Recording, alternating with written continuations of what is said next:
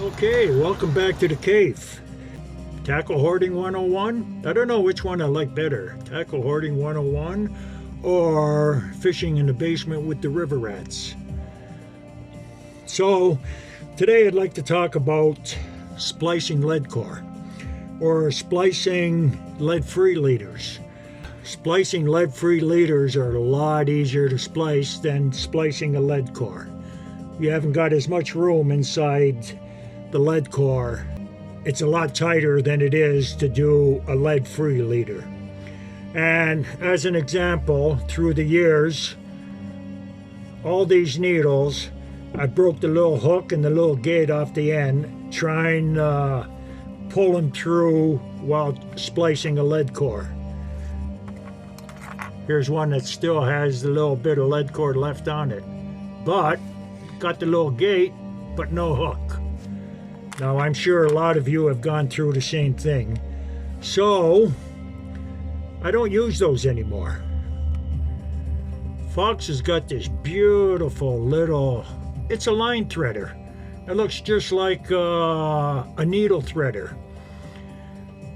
But it's a little heavier wire. And you know, for splicing a lead core, it's a cat's ass. So, out with the little gated lips. And in with the little line threader. It's made by Fox. I like it so much, I ordered 2 of them. A friend of mine is having problems splicing his lead core, and I thought this would make a great gift for him, and I think he'd really appreciate that. So once this one is gone, I ordered another one, so I'll have a spare in case I do break it. So here's one splice I did this morning in lead core. This is a Gardner brand, 35 pound, and it's got lead core in it. So we'll splice this one first, and I'll show you the difference. So I'm going to try making it, I don't know, I rarely use more than 2 to 3 feet. So I'm just going to chop it off at that. Now, through the years, I always wondered just how much of a splice do I need? Do I need 1 inch? Do I need 2 inch? Well, depending on what kind of material it is. I've done a 1 inch and I've had them slip. So, yeah, push the envelope and try to make as big of a splice as I can. That way I can guarantee that it's never going to slip. So, here's the end here. So, now I gauge it according to the length of the needle. Now, I've seen this on YouTube somewhere, and I thought, what a great idea. So now I go once, twice, and a little bit for the loop. So now I'm going to break my lead core in here. So as I'm twisting it, I can feel it let go. So now it's been kinked. So now I'll push the lead out from this end, and I'll pull that little section out. There you go. That's that much gone. So now you can see where it's soft and where the lead core starts. Right here. So now I'm going to try to start my hole right there. I'm going to take a little needle and start a hole in the sheath of the lead core. So now I started that little hole in there, and that'll make it a little easier to get my end from my little line threader here, because it is a little bit roundish. So it's a little bit touchy to get her started, but once you get her started in that hole, there you go. So now I'll pull her down.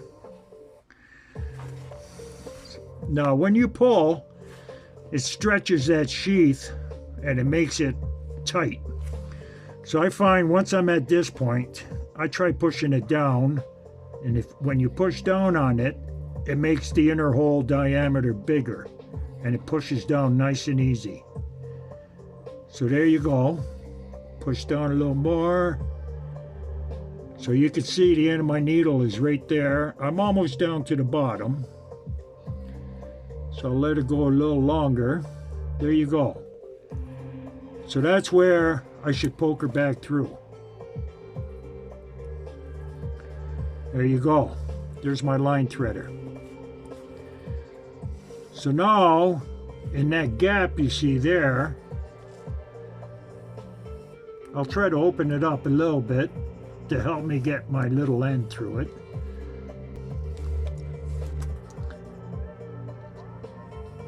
Had to give it a little lick there to make it through.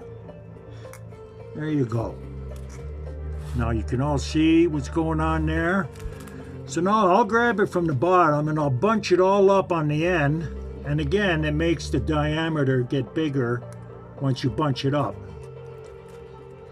So then I'll give it a pull. And it's also a matter of trying to get her started on the end there. And I like to do that, there you go. I like to do that with my thumbnail. So now you see it got started there. So now, depending on what size of loop you want, I usually put something like that through it. And then I pull it through. There you go. Now you can make your loop as small as you want, or you can leave it as big as you want. No, I don't like them too small. A little bit bigger is good. So then I just pull on it again. Okay, so it's left with a little end there. You can blob it if you want, or pull it back through a little bit. Cut it off. Pull on it again. Disappears. There again, I try to stretch it out as much as I could. And there you go. That's a beautiful splice. It's at least 2 inches long, and that'll never slip. So now here you go. I got myself a 2 to 3 foot lead core leader. Now the lead core is nice, but I don't believe it conforms to the bottom or off the weeds. Everybody says their lead core is supple and it'll sit on the bottom. I have my doubts. That kind of stiffness, I'm not crazy about that kind of stiffness, even though it served me well through the years. I'm slowly getting out of it. Ever since I started using the lead-free in 65 pound, I like that. I like that even better. And now I notice most tackle companies are making a lead-free leader. Now this is supple. And once it's wet, it'll conform to anything on the bottom. So, let's make a splice on the lead-free. Again, I'm judging my length. Back up with a little more. So I'll start my splice right here. So again, I'll start my little hole. And again, if you find it's too thin, push it in. And I don't know if you can see that, but look how much thicker it gets. Once you push it towards each other. Makes it nice and thick, and it helps you start a hole. So there you go. I got myself a little hole there. Gonna start my needle right there. Or I should say my threader. So there we go, started. So now that I'm starting it, I'm trying to bunch it up so it does find its center. Now that I'm there, see, So I tried pulling it from this end and poked through the edge. No big deal. Back through. See, and there's no gate and there's no hook on the end, so you don't have to worry about it messing up. So I put it back through, and now I will bunch it. I start about a 1/2 inch above the tip of my little line threader. Makes it thicker, and then I just push her down.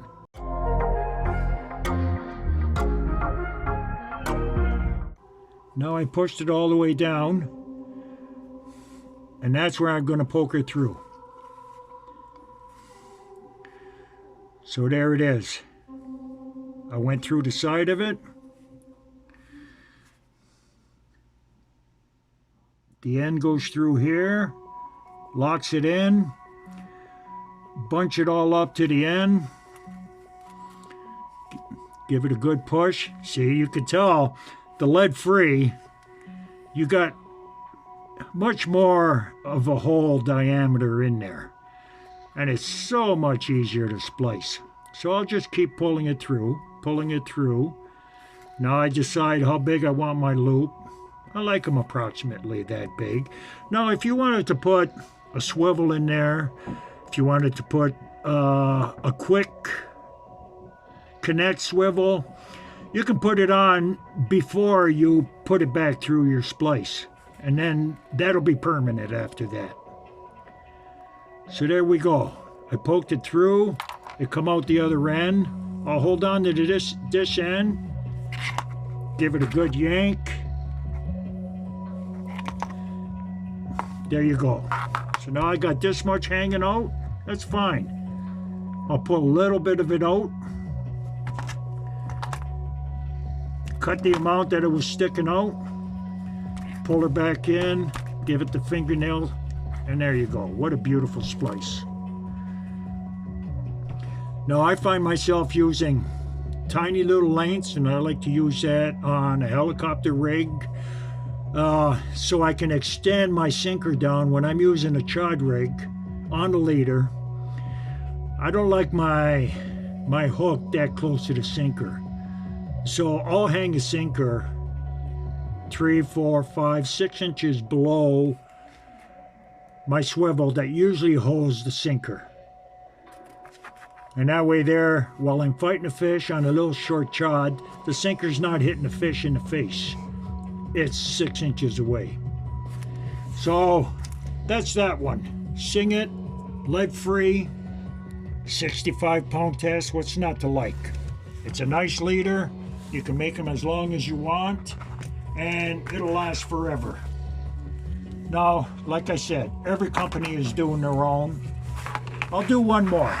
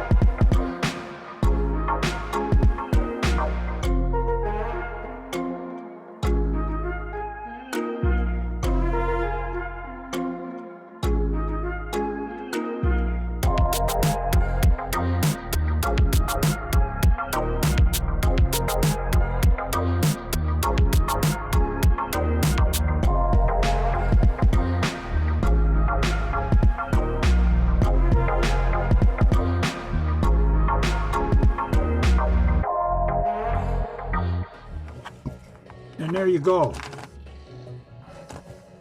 Another beautiful splice.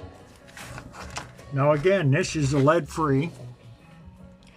Now I noticed this JRC, it's a little bit stiffer than the other one, but I think that's just the finish that's on it. You rub your finger on it and it gets nice and soft. So there you go. Hopefully this is taking some of the mystery out of splicing your own lead core or your lead-free. Splices are nice. So Hopefully it gives you a bug in your ear.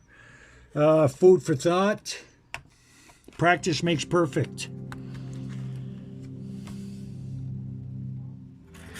Okay, so like I said, hopefully that's taken some of the mystery out of splicing your lead core. Now, this is a specific little splicing needle. It's got the tiny little hook on the end. It's got the gate. Yeah, it's supposed to work specifically for splicing lead core.